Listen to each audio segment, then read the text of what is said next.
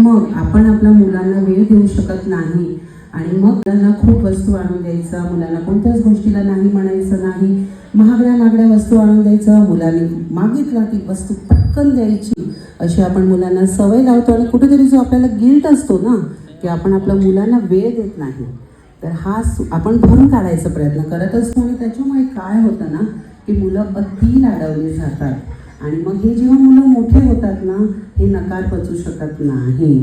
पाहिजे म्हणजे पाहिजे. आपल्या वडिलांनी सुद्धा आपल्याला मोठं केलेलं आहे आणि आमच्या वेळेला आम्ही जर एखादी वस्तू मागितली तर आम्हाला त्याच्यासाठी वेट करावं लागायचं. एखादी गाडी पाहिजे तर आत्ता नाही, आपण पगार झाल्यानंतर पुढच्या महिन्यात घेऊयात. मुलांना आपल्या कुटुंबाची जी अर्थव्यवस्था असते ती आपण कुठेतरी मुलांना समजून सांगत असू, आपले लिमिटेशन्स आपण मुलांना सांगत असू. आता आपण कुठेच माघार घ्यायला तयार नाही. आपल्याला नाही मिळालं, आपण मुलांना लगेच द्यायचं. मग जर मुलांनी 17 प्रोची मागणी केली तर मग ऐपत असेल नसेल काहीतरी म्हणजे जुगाड करा आणि आपण आणून द्यायचं. मुलाला वाटायला नको की आपण कुठेतरी कमी पडत आहोत. मग तुम्हाला वाटत आहे का असं मुलं सक्सेस मिळवणारच आहे लाईफमध्ये? नाही.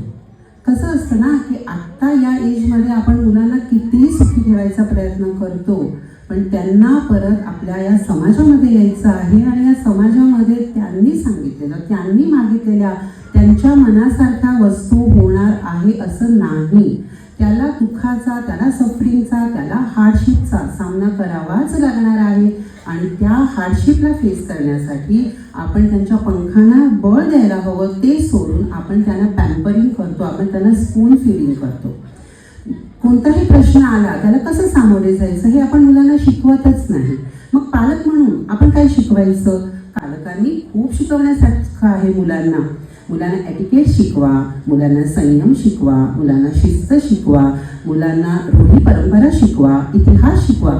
बऱ्याच शाळेमध्ये CBSE किंवा मला वाटते की इंटरनॅशनल स्कूलचे जे कोर्स आहे शिवाजी महाराज काढून टाकलेले आपण. हे शाळेमध्ये नाही शिकणार आहे ना मुलं. मग त्यांना हे तुम्ही शिकवायला हवं. मुलांबरोबर तुम्ही ट्रीप करा, मुलांना तुम्ही ऐतिहासिक जे आपले वारसा आहे, गड किल्ले आहे त्याचं तुम्ही इंट्रोडक्शन करून द्या.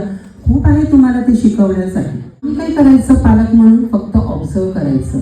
तुम्ही मुलांना अजिबात घडवायचा प्रयत्न करू नका. मुलं इनबिल्ट आहे. तुम्ही बोलायला शिकवलं नाही म्हणजे मुलं बोलणारच नाही असं नाही.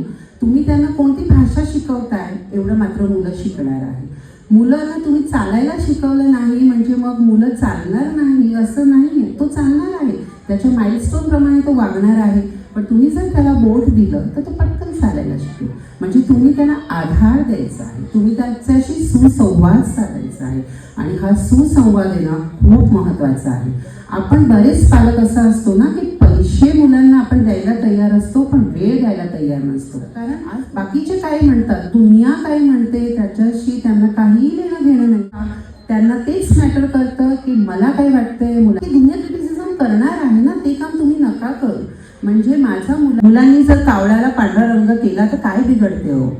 मुलांनी जर बगळ्याला जर काळा रंग केला किंवा हिरवा रंग केला काय फरक पडणार आहे त्याच्या आयुष्यामध्ये? पण नाही.